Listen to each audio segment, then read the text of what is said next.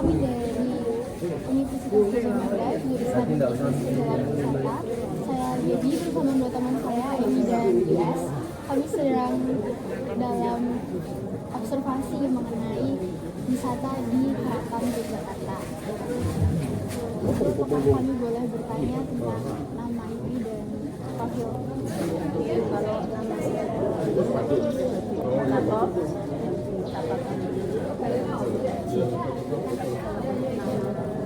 Abdi Dalem, saya Mas Jajar Probowadang. Nama Abdi Dalem sendiri juga dikirakan berbeda dengan nama lahir. Beda. Jadi yang Abdi Dalem dipakai dalam hal misalnya ada waktu kayak tadi kita asal kesatrian hari-harinya karena udah lamanya panggil nama asli.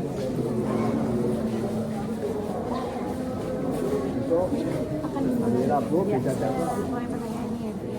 Yang pertama, untuk fungsi utama dari Keraton Yogyakarta sendiri itu dalam kehidupan masyarakat dan pemerintahan di daerah istimewa Yogyakarta itu apa sih? Kalau fungsi yang pertama keraton ini sebagai tempat raja, kalau untuk tempat seluruhnya ya satu-satunya peninggalan mataram Islam yang masih lestari,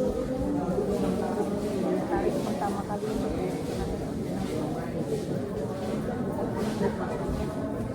Kemudian boleh dijelaskan nggak Bu kayak sejarahnya Keraton Yogyakarta ini? kalau sejarahnya berdirinya keraton sejak mataram Islam menjadi dua oleh Dividenda perjanjian Janji tahun 1755 Kasunanan dengan Padepokan Solo, ini Kesultanan wilayah Hamengkubuwono. Tapi kita tetap masih yang peninggalan kerajaan Mataram Islam kerajaan Islam pertama berdiri di Jawa itu rumah tetap lagi. Kalau untuk pendirinya sendiri Bu, atau yang memimpin pertama kali itu? Yang pertama kali memimpin Pangeran Mangkubumi. Jadi salah satu adik Hamengkubuwono yang Solo Bintang Sidi mendirikan Mangkubumi digelar Habib.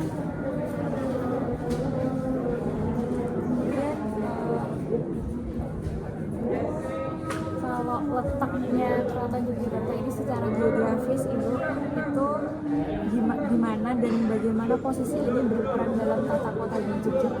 Kalau untuk letaknya di tengah-tengah kota, di jalan satu. Kalau dari dulu ya di tengah-tengah. Dari kalau sekarang istilahnya sekarang sudah filosofi warisan dunia itu sebelah selatan keraton itu di tengah diapit antara alun-alun utara dan selatan. Terus yang tinggi Merapi. Jadi titik, makanya sampai sekarang Sultan tidak mengizinkan jalan tol kota karena akan merusak filosofi. Kemudian Ibu, kan keraton ini kan masih ada sampai sekarang ini kan karena tentunya dilestarikan Ibu. Kemudian bagaimana cara Keraton Yogyakarta tersebut melestarikan tradisi dan budaya yang sudah ada? Ya tetap jalan seperti sekarang. Kalau tiap untuk program-program pariwisata, kalau hari Selasa tadi ada kanalita, ada tarian selinting yang saya lihat. Besok pagi hari Rabu ada pagelaran wayang kulit. Terus kalau hari Kamis ada pagelaran wayang kulit. Hari Jumat tidak ada kegiatan musik tapi tentang Jumat. Hari Sabtu besok ada pagelaran wayang orang.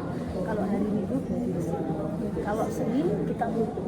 Jadi museum-museum yang di bawah UNESCO kita tutup. Untuk acara sendiri Di sini di Bangsa Sri Mangantri. Tapi kalau dalam upacara tradisi kayak nanti sebentar lagi memasuki bulan Idul Fitri, ada grup Idul Fitri, terus nanti ada grup Idul Adha, ada grup Maulid Nabi, ini juga untuk peringatan Islam. Itu sama nanti ada bulan Suro Muharram itu pemandian pusaka, terus ada upacara laguan. Nah, kalau ini libur kita libur. Libur Idul Fitri itu 2 hari, Idul Adha 1 hari. Kalau misalnya tidak sama dengan pemerintah, bisa kita 3 hari libur. Kalau untuk grebeknya itu dilaksanakan di area sini atau? Kalau untuk bikin sajiannya sini di belakang di area Mandangan, terus yang di sini nanti mulai keluarnya bendungan itu dari sini. Jadi itu pariwisata. Nanti kalau Mbak mau lihat yang di depan Pak Belanda. Selanjutnya akan oleh teman saya ya Bu mengenai komponen pariwisata yang ada di Keraton Yogyakarta. Yang pertama untuk atraksi atau daya tarik. Apa saja bentuk daya tarik utama yang dimiliki oleh Keraton Yogyakarta sebagai pusat kebudayaan dan sejarah? Ya itu tentang tadi itu banyak orang itu paling banyak pengunjungnya, karena tamu-tamu itu biasanya datang dua tapi kembali lagi hari Sabtu. Itu yang paling banyak, yang paling menjadi daya tarik. Terus nanti ada juga yang pengambilan minuman teh sultan jam 11 siang itu selalu ada juga, itu kan daya tarik. Jadi sultan ada nggak ada itu sesajinya minuman teh sultan. Nggak sultan aja, misalnya kayak orang tuanya mbaknya yang masih pakai tradisi Jawa, misalnya mbaknya di kantor di luar negeri, di dalam kamar kasih air putih, nasi putih kesukaannya apa, itu semacam hubungan keterikatan batin. Jadi di rantauan itu rasanya adem, ayem, tentrem. Itu pelestarian kalau yang masih memakai tradisi Jawa masih dipakai di masyarakat masih dipakai. Terus nanti ada kayak pengantin kalau pakai tradisi Jawa, untuk ini ada siraman manten, ada midodareni, sering juga kadang-kala ada yang nanti kalau tahu kebanyakan orang lain ini modelnya kayak kapol, kan nanti tukang paisnya juga lebih banyak Mbak. Orang biasa yang punya mungkin dana lebih bisa melaksanakan pernikahan di Keraton Yogyakarta. Oh enggak begini, cuma tradisinya. Oh, tradisinya. Nah, jadi misalnya pakai pakaian pais kebesaran, terus pakai jangan mundur itu boleh. Kalau di keraton ini cuma untuk khusus putra putri. Jadi melihat dari itu tadi, misalnya kayak ada minuman teh, kan ada orang tua ya, aku masih menjalankan seperti itu. Terus ada tarian, ada wayang golek, kan kehidupan manusia kan nggak dari wayang, makanya ada ginian. Kan di dalam gunung itu segala macam kan. Kalau yang suka kan jadi tertarik. Lalu untuk arsitekturnya sendiri, bagaimana keaslian arsitektur dan tradisi budaya di keraton mampu menarik minat wisatawan domestik maupun mancanegara? Ya kalau untuk arsitek pembangunan itu yang lebih berperan itu Sultan Habib ke-8. Beliau ini yang memugar seluruh istana dari tahun itu 1928. Nah, arsitek bangunan itu kalau beliau mengambil ada model Eropa, ada model Jerman, ada Belanda, ada Jawa, Joglo, ada Cina. Itu kayak perpaduan. Ya perpaduan. Ya. Itu nanti kalau mbaknya saya tunjukin yang model Jerman mana, yang model Belanda, yang Joglo. Juga kalau orang Cina Jawa itu, makanya kalau orang Jawa itu bikin rumah sokok bumi itu seperti ini kan tiang 4. Itu kita nggak pernah lepas dari air, api, bumi, udara kayak Avatar itu. Nah seperti itu. Tapi nggak semua tamu, kalau mungkin tamu ada yang suka yang seperti itu, tapi tamu pokoknya seperti aku melihat rumahnya Sultan juga. Jadi kita juga tergantung tamunya. Kalau tamunya kita terus apa yang ditanyakan mulai dari sejarah Singosari, Mojopahit ya kita harus bisa seperti itu. Tapi kalau itu bisa dihitung. Kayak mbaknya nih karena beliau jurusan tentang travel, tentang pariwisata ya, mungkin ingin gimana toh cara nanti bagaimana kurang tertarik dalam Jogja. Itu kenapa mesti kunjungan kantor? Tapi ada juga tamu bosan bingung terus karena tidak ya semua tergantung. Itu prosesnya dari Keraton asli sampai dengan Sultan Hamengkubuwono VIII renovasi ini berapa lama, Bu? Bertahap, tapi mulai pemugaran di istana itu Sultan 8. Sultan 8 diambil dari ubin-ubinnya dari Belanda, terus yang marmer itu dari Itali, besi-besi ini Belanda, terus kalau yang pasirnya itu yang cuma dari Paris, Parangtritis. Oh iya. Jadi Sultan memadukan seperti itu.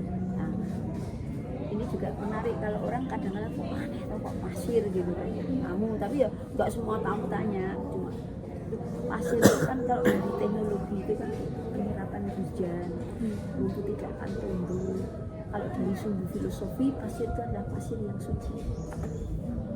Makanya orang juga kadang mungkin mbaknya juga harusnya tergelitik kenapa bukan pasir Merapi, padahal Merapi itu tiap hari menghasilkan rezeki. Tapi nanti kalau kita pakai pasir Merapi, kasihan abdi dalam, nanti kaki kita akan terluka. Karena kalau pasir Merapi itu tajam. Jadi uniknya tradisi pariwisata di Keraton. Untuk arsitekturnya lagi Bu, karena tadinya kan mungkin asli hanya dari Jogja, lalu setelah Sultan HB8 mulai memadukan dengan dari Belanda, Jerman, dan Cina. Itu mungkin filosofi awalnya kenapa mau ada? Nah kan dulu cuma dari bambu-bambu Mbak. Oh dulu yang Dari bambu-bambu. Dari bambu. Kayak pagar alun-alun dulu bambu. Lalu untuk kegiatan budaya atau upacara adat sendiri, sejauh mana kegiatan budaya seperti upacara adat, tari klasik, dan gamelan memperkuat citra keraton sebagai destinasi wisata budaya? Ya itu tadi, ya ini ada program performan kan, jadi udah mau masuk keraton tahu jadwalnya. Terus dalam upacara tradisi juga sama, ada grup dulu. Cuma di istana ini kita tertutup, tapi nanti di depan ada misalnya prajuritnya lewatnya situ, gunungan situ kan bisa.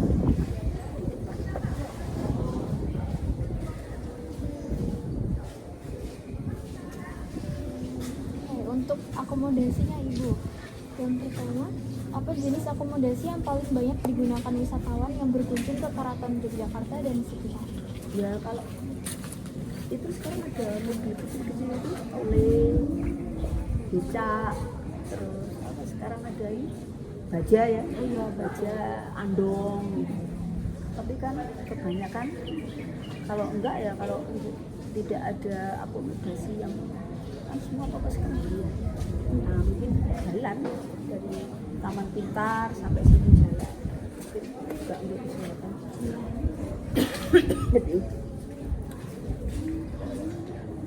Terus dari travel kan mungkin kalau bis kan sekarang udah boleh parkir di alun-alun.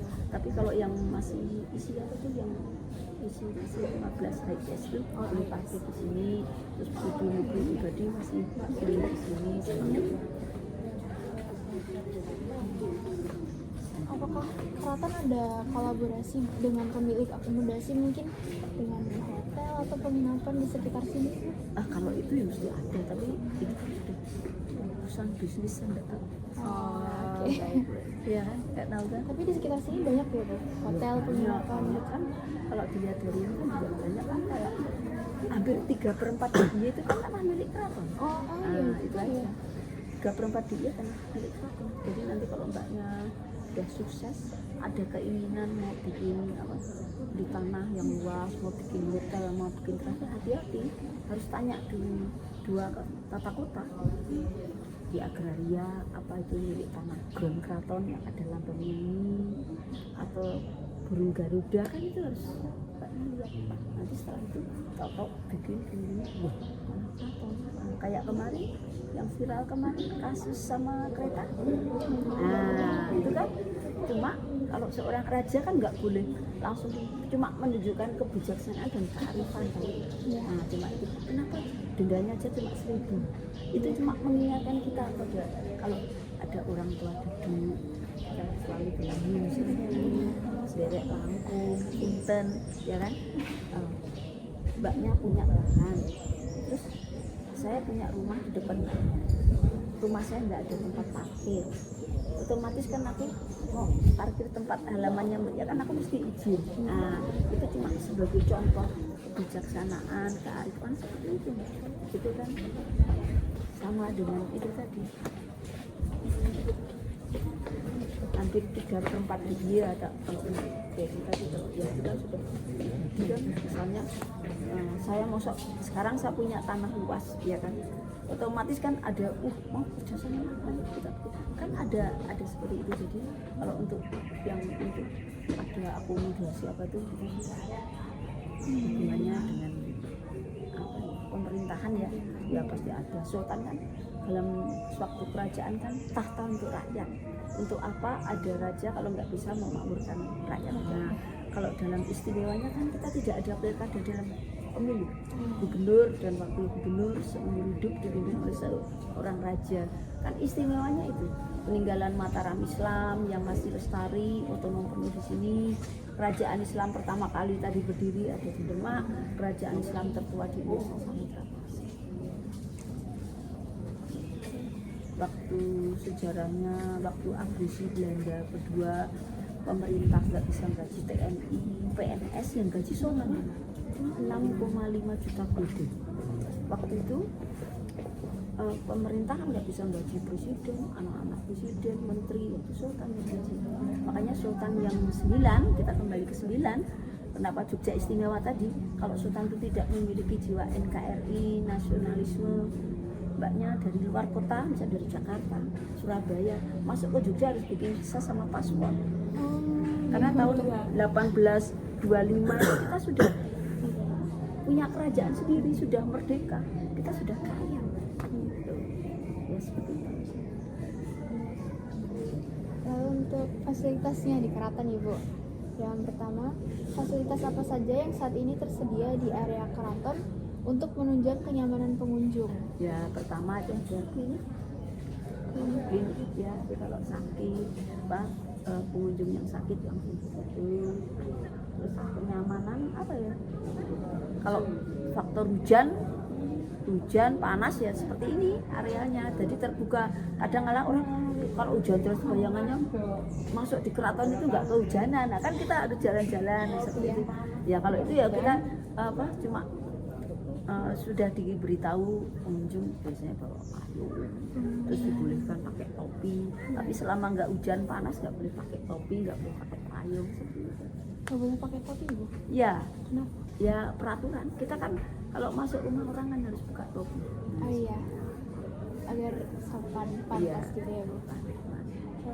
Kalau untuk tadi di kliniknya sendiri itu ada berapa dokter?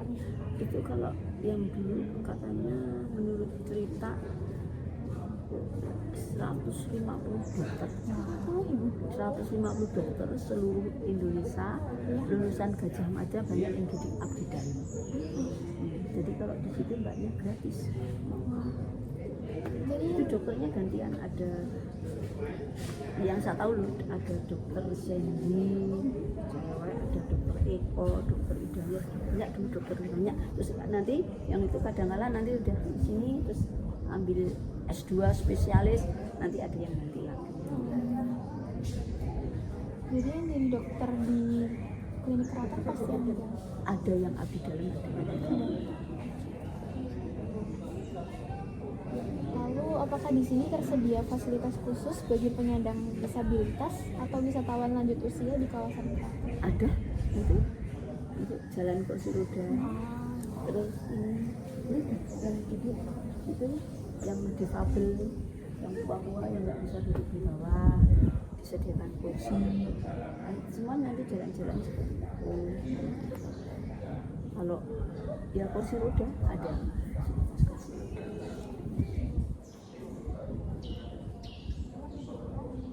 Untuk pengelolaannya sendiri, bagaimana pengelola tetap dapat meningkatkan fasilitas tanpa mengubah nilai historis dan estetika dari bangunan keraton? Ya cuma kalau untuk tiap tahun ada nih pembaruan cat, tapi catnya warnanya sama kayak yang kuning ini menunjukkan keagungan, itu kayak rumah tinggal sultan. Tapi kalau yang kuning keemasan ini menunjukkan kemurkaan. Segala sesuatunya kita selalu bersandar sama penciptanya. Kalau warna hijau itu kesejukan, kemakmuran. Kalau merah itu berani, itu ada unsur-unsur nilai budayanya, ada maknanya, ada artinya. Makanya kan orang sering jalan-jalan, kok hijau semua, ini ada yang emas ada enggak, kadang ini yang coklat kehitaman ya, ini menunjukkan aneka ragam kehidupan. Makanya kadang-kadang kalau tamu yang saya tahu yang kaya itu bisa mau bikin kayak mungkin bisa punya duit. Nah cuma kadang-kadang ya saya pernah tamu nanti tanya, Mbak kalau ubin ini ubin kan dari Belanda, ini di Yogyakarta ada Mbak yang mencetak ubin ini namanya perusahaan kunci. Itu dulu memang perusahaannya Belanda yang mencetak ubin. Itu kalau Mbaknya nanti mau ngecek di Jalan Tribun. Nah, sama satu lagi, tapi udah prosesnya baru ya, jadi cepet rusak. Itu pabrik diamond yang di daerah sini. Seperti itu.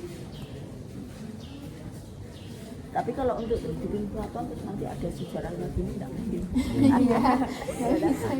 Kalau Mbaknya mau bikin rumah, aku besok bikinnya kayak kamar mandinya kayak keraton, enggak apa-apa. Iya. Amin. Amin.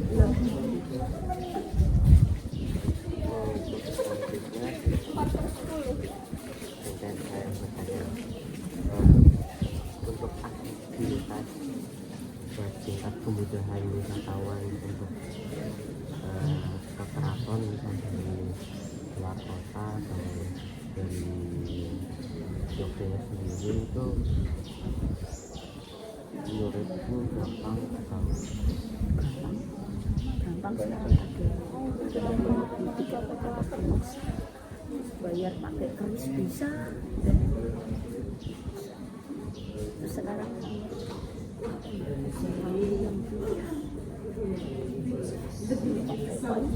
enterprise itu tentang keraton jadi Mbaknya karena mungkin dia udah bosen ya dari orang lihat istana dia ingin tetap sama dengan, jadi dia berpakaian kayak adik terus jalan jongkok seperti itu ada. Nanti kalau Mbaknya mau coba kalau nggak salah, kalau cuma apa tuh kalau 800 gitu nanti tak tunjukin gitu. Terus nanti ada yang tapi Mbaknya nanti dari Mangkubumen diirit bersama pakaian di dalam, terus situ nanti nyembah jalan jongkok gitu lah, terus nanti makanan tradisi keraton kayak makanan zaman dulu yang gede kayak ada perawan kenes itu di Balera ada perawan kenes tuh Sultan 9, terus ada minuman birjawan apa gitu ada itu. Tapi kalau pengen nyoba tapi mahal itu sekarang ada. Perawan kenes itu makanan kayak pisang kepok ini itu kayak dibakar terus kayak ditusuk pakai apa tuh milah Bandung. Nah, terus nanti di situ kasih santan. Terus nanti ada bukan ada perawan kenes, manuk pudang. Manuk pudang itu yang kayak dari ketan itu, beras ketan. Nah, nanti kalau Mbaknya pengen ke situ, Balera, tanya aja.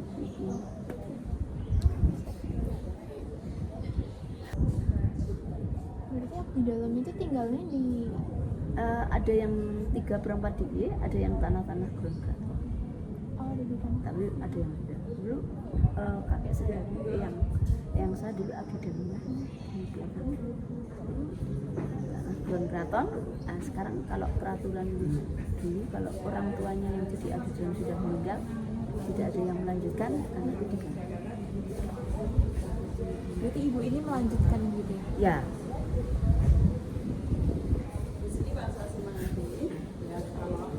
kalau untuk layanan pendukung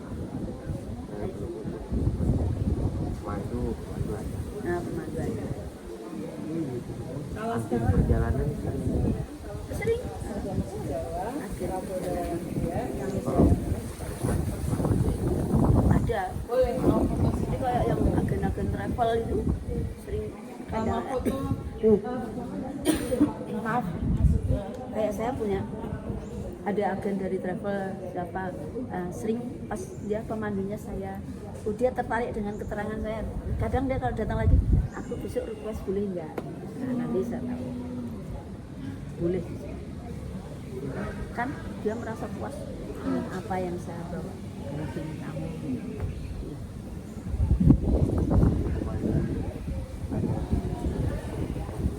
Kalau jadi abjad dalam itu ya seleksinya cuma KTP, surat nggak kuat. Kalau di sini reformasi jalan mengikuti sistem.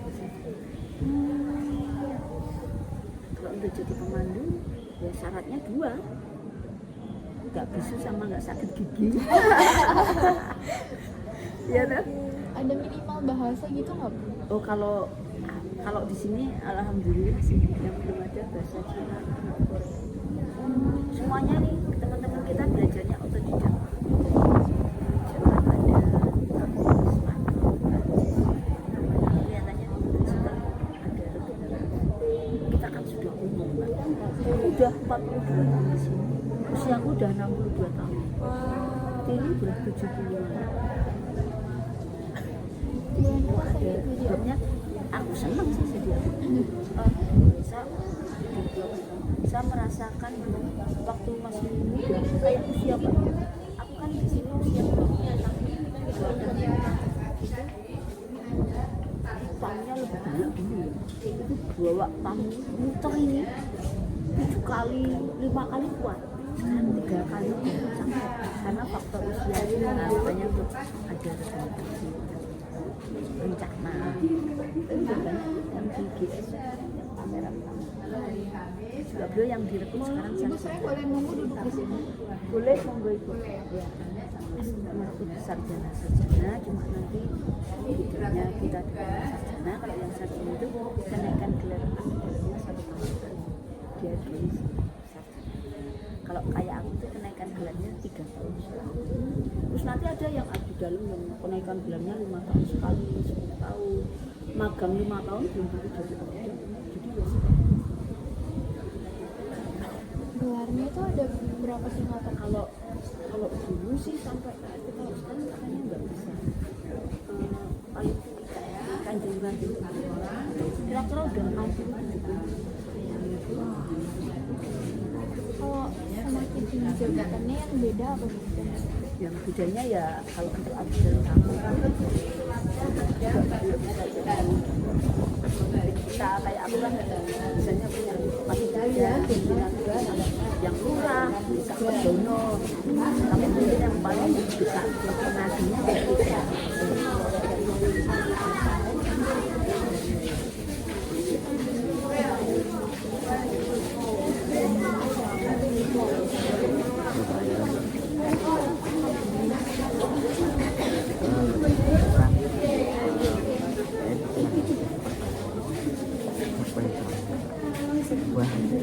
buat paling wisatawan berapa banyak? Kalau itu aku nggak apa mas nanti tanya tunjukin statistik tapi kalau untuk globalnya aja ya itu tamu asing itu paling banyak wisatawan dari tahu kenapa? Karena 350 itu jajah kita kepengen lihat jajahan nenek moyang tapi kalau Nusantara ini Pak banyak jalan karena sudah masih kerajaan Sumedang kerajaan Majapahit kerajaan Kediri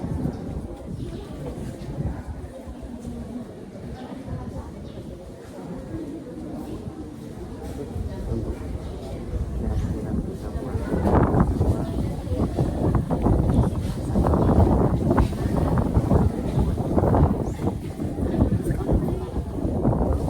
mana sampai punya waktunya 2:30 kita tutup sudah kok nanti ada 15 juga bisa masuk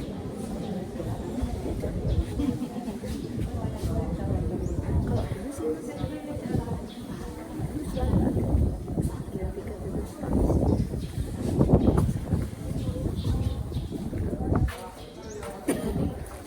Jadi nggak ada maksimal pengunjung.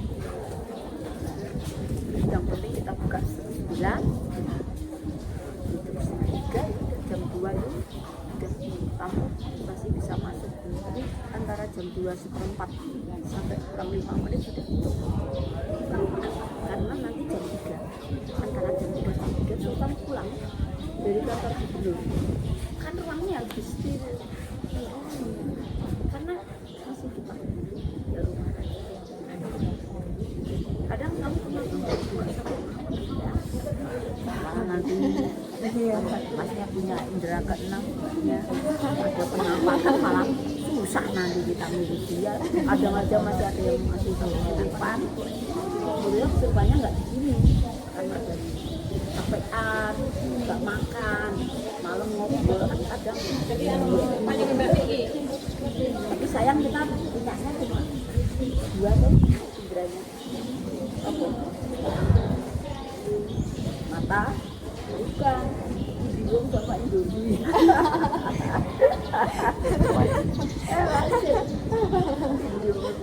Kalau semuanya punya indera keenam, gua ada tak. Kira-kira ada peningkatan atau penurunan? Oh kalau keraton peningkatan. Peningkatan. Pokoknya yang turun tuh waktu COVID lah. Semua pariwisata banyak yang jatuh. Saya aja waktu COVID masanya 3 hari sekali. 3 hari tapi tetap keratonnya nggak dibuka. Sampai ada Sultan baru dibuka. Sama itu dibagi. Kan yang shift. Jadi itu tidak dibuka buat umum. Ya, aku kayaknya masuk tapi ya banyak ada 1-2 itu tetap. Kan resiko. Jadi tidak ada pembatasan tamunya masuk. Kadang hari ini ramai sekali nih, besok pagi sepi. Tapi ada pengunjung tapi sepi. Biasanya hari ini kita bawa tamu bisa 4, 5 kali atau 3 kali. Besok paling 1 kali gitu. Biasanya bulan apa yang paling tinggi, bulan apa yang paling tinggi? Liburan. Liburan. Anak sekolah gitu. Anak sekolah, liburan anak sekolah. Terus nanti musim panas liburan orang asing gitu.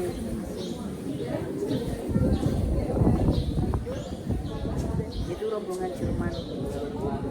Karena Jerman itu juga belajar otodidak. Ada guide bahasanya masing-masing.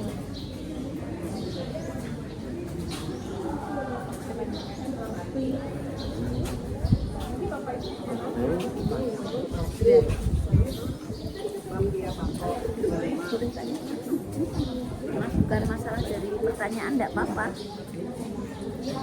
Oh Bu, untuk luas keratonnya sendiri ini berarti ada bagian keraton yang masih jadi tempat tinggal keluarga sultan ya? Itu keluar masuk langsung ada masjid kecil, ada bendera merah putih. Kalau luas bangunannya yang di tempat sultan sekitar 8 hektar. Batas beteng barat sama timur. Kalau area tanahnya hampir 3/4 DIY tanah milik. Kalau sebelum merdeka, tanah kita sampai Jawa Timur sampai Jawa Tengah. Makanya setelah merdeka dikembalikan sama Sultan. Kan waktu itu Sultan 9 itu kan zamannya pemerintahan Presiden Soekarno menjabat Menteri Pertahanan sama Menteri Luar. Sultan 9 yang dulu pernah menjabat Wapres waktu pemerintahan Pak Harto. Dicalonkan 2 kali. Itu berarti setiap hari ya pulang ke sini. Saya ke Sultan sendiri. Ya, Memang di sini ya. nanti tak tunjukin keluar. Tak tunjukin bangunan yang model Belanda Jawa.